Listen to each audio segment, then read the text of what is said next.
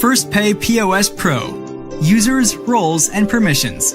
Today, we will explore users, roles, and permissions, and how to create user profiles as well as assign permissions to those users. This is easier through the online 1stPay portal, though it can also be done via the Admin tab on your POS. Today, I will be using the 1stPay portal to demonstrate this functionality. Select Point of Sale and proceed to the staff and then select Users. There, you will see the current users available for your POS.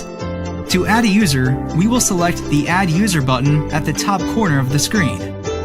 Once selected, you will see some fields for the new user information to be entered. You will need to create a password for this user as well as assign them a PIN number. Once saved, you will have many options available. For instance, you can assign that new user a role. Roles are used to identify the job of the staff member. You can also enter their hourly wage rate in the field next to their role for timekeeping and payroll purposes.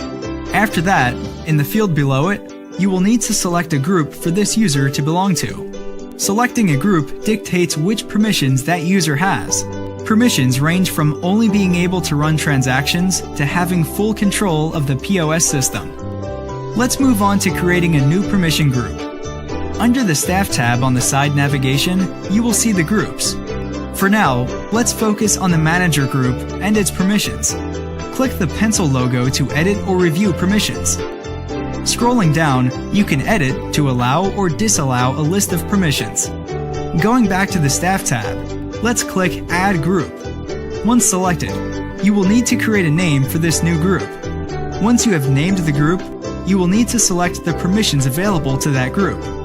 By default, all permissions are disabled, so you will need to go through them and select those that are applicable to this group. After you have selected those permissions and saved the information, you will now be able to go back to the Groups tab and see the new group in the list. This concludes this tutorial. Thank you for watching.